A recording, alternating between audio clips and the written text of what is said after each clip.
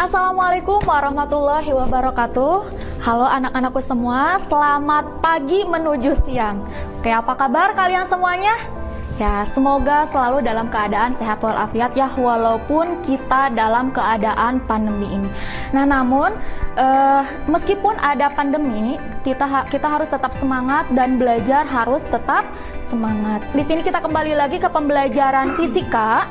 Nah, di sini kita belajar fisika melanjutkan materi yang sebelumnya, yaitu materi tentang rangkaian arus searah. Itu tentang Kirchhoff dan hukum Kirchhoff 1 dan 2. Nah, sebelumnya mulai saja ke materi hukum Kirchhoff. Nah, sebelumnya mengenai tentang hukum Kirchhoff, itu kalian harus ini dulu, hukum Kirchhoff itu berhubungan dengan kehidupan sehari-hari nggak? Nah, itu harus tahu dulu.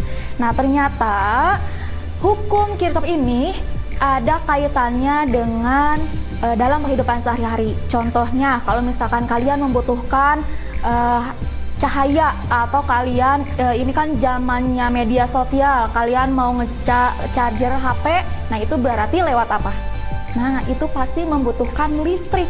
Nah, hukum Kirchhoff ini berkenaan mengenai tentang listrik. Nah, namun sebelumnya kita kalau misalkan mau belajar hukum Kirchhoff, kalian harus tahu dulu arus listrik, tegangan listrik, dan hambatan listrik. Nah, itu salah satu syarat untuk kita ke pembelajaran Kirchhoff. Langsung saja, hukum Kirchhoff itu, hukum Kirchhoff itu ada dua, hukum 1 Kirchhoff dan hukum 2 Kirchhoff.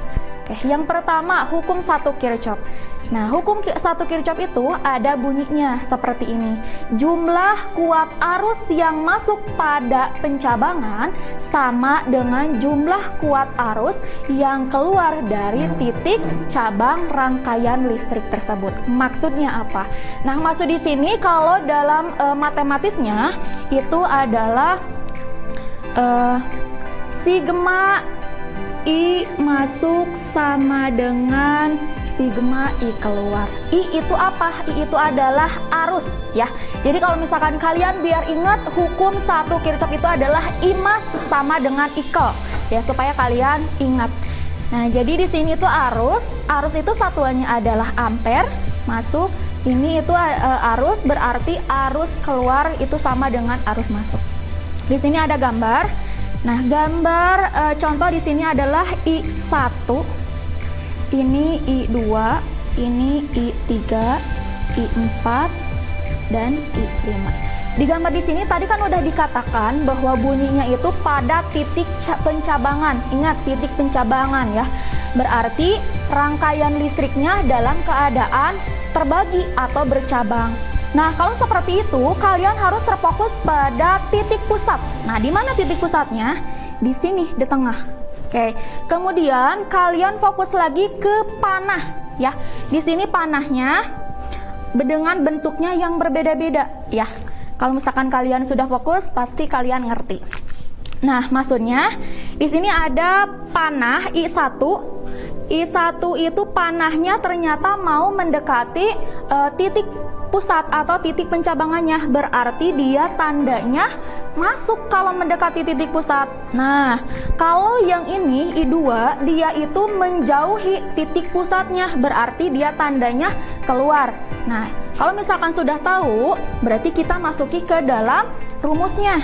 Oke, berarti ini I1 dia masuk karena mendekati, berarti I1 ditambah mana lagi yang mendekati titik pusat? I3. Terus mana lagi yang mendekati titik pusat? I4. Nah, ternyata sudah yang mendekati. Sekarang yang menjauhi atau arus yang keluar ada I2 ditambah I5.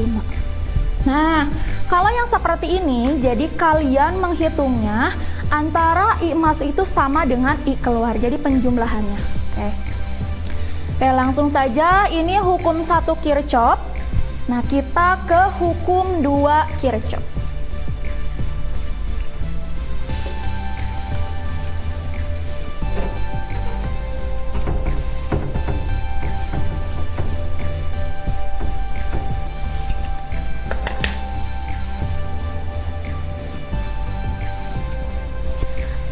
hukum 2 Kirchhoff itu adalah bunyinya jumlah aljabar tegangan pada suatu rangkaian tertutup sama dengan 0. Berarti di sini ada tegangan. Tegangan itu dalam artian sumber tegangan atau GGL. Pernah kalian mengetahui tentang GGL? Pasti tahu kan. Nah, dan di sumber rangkaian tertutup atau yang sering disebut kalau di hukum Kirchhoff itu adalah loopnya. Oke, kalau secara matematis rumusnya itu adalah sigma. Sigma itu adalah jumlah ya.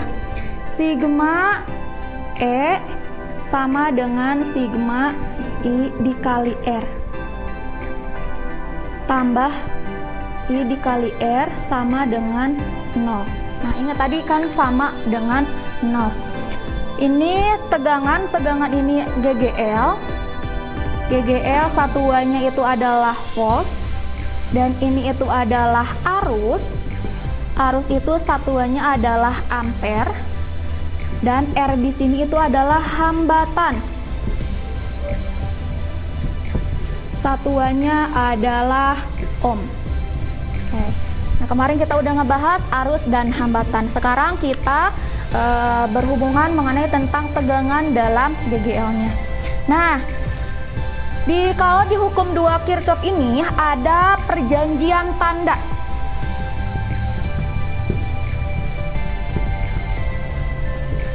Ada perjanjian tanda. Yang pertama, kuat arus atau arus listriknya ketika positif berarti dia searah dengan loop. Nah, ingat loop itu adalah rangkaiannya dalam keadaan tertutup. Nah, yang kedua, perjanjian kedua, arus ketika negatif itu berlawanan dengan loop. Supaya kalian tidak pusing, nanti ibu bahas di soal ya.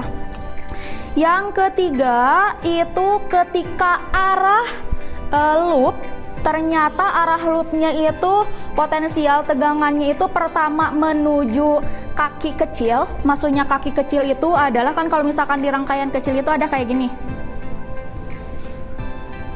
Nah, tahu kan kayak gini. Nah, kalau misalkan ini kaki kecil yang pendeknya itu tandanya negatif. Kalau yang kakinya panjang atau garis panjang ini tandanya positif. Nah, ketika si arah loopnya itu yang pertama ketemu adalah ke kaki kecil atau ke kaki pendek, berarti tandanya itu adalah negatif. Namun kalau misalkan arah loopnya itu yang pertama kali ketemu itu adalah kaki panjang, berarti dia arahnya itu dalam keadaan positif. Oke, kita ke soal kembali. Kita ke contoh soal ya.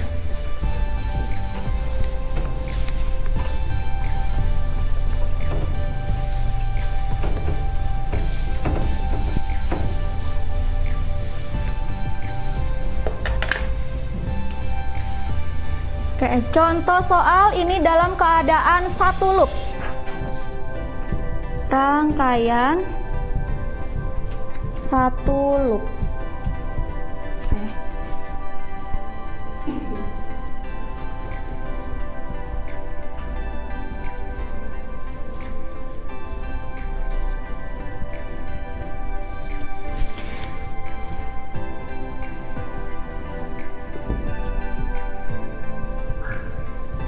Satunya ini contohnya ada 2 ohm. Ini GGL2 nya itu 9 volt. Ini hambatan dalamnya contohnya 0,5 ohm. Kalau yang ini hambatan 2 nya itu adalah 1 ohm. Ini GGL 1-nya 9 volt, hambatan dalam satunya itu 0,5 ohm. Nah, oke, di sini yang pertama kalian harus temukan itu adalah arah loopnya ya. Nah, arah loopnya dikarenakan ini satu loop, berarti arusnya itu kalian terserah arahnya itu mau berlawanan dengan arah jarum jam atau searah dengan jarum jam. Nah, contoh Ibu di sini arahnya itu mau ke sebelah sini, berarti contoh kayak gini. Nah, berarti tanda kayak gini, arusnya di sini dia melewati hambatan 1, kemudian dia ketemu dengan GGL 2 dan dia ketemu ke GGL satunya itu dalam sukunya adalah yang pendek. Oke, ingat rumusnya itu adalah sigma E ditambah sigma I dikali R sama dengan 0 ya. Oke, lanjut. Berarti yang pertama itu arusnya itu ini ya, GGL-nya itu dia menuju GGL 2, tapi yang pertama ketemu itu adalah garis pendek, berarti dia negatif. Negatif E2 ditambah ini dia ketemu GGL satunya juga itu dalam keadaan negatif, berarti negatif E1 ditambah ini I-nya hanya ada 1 karena loop 1 I, dan hambatannya itu ada hambatan 1, hambatan dalam 2, hambatan 2, dan hambatan dalam 1. Berarti R1 ditambah R2 ditambah hambatan dalam 1, hambatan dalam 2 itu sama dengan 0. Oke. Langsung ini masukkan angka yang udah diketahui. Ini GGL-nya negatif 9 dikurangi 9 ditambah I, itu rangkaian hambatannya 2 ditambah 1 ditambah 0,5 ditambah 0,5 sama dengan 0. Nah, ini tinggal perhitungan. Ini berarti negatif 18 ditambah ini berarti 4I sama dengan 0.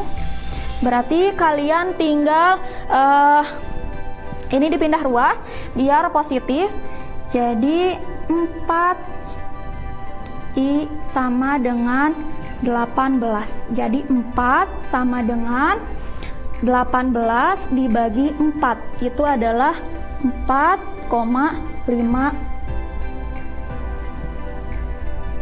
ampere. Oke, sampai sini udah paham belum? Nah, ini itu sebenarnya pembahasan mengenai tentang soal-soal yang minggu lalu. Nah, semoga kalian bisa mengingat atau bisa paham tentang contoh yang minggu lalu. Nah, kenapa sih di sini positif? Nah, tadi ingat kalau misalkan kuat arusnya positif, berarti dia tandanya searah dengan loop.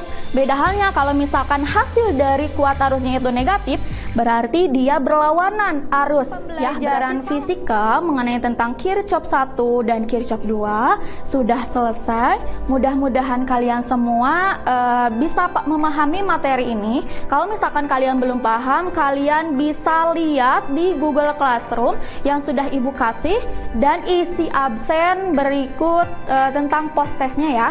Oke. Mungkin untuk pertemuan sekarang dicukupkan sekian. Mudah-mudahan kita di minggu depan bisa bertemu lagi. Oke, salam semangat untuk kalian semua. Semoga tetap bahagia dan sukses. Oke, salam fisika. Wassalamualaikum warahmatullahi wabarakatuh.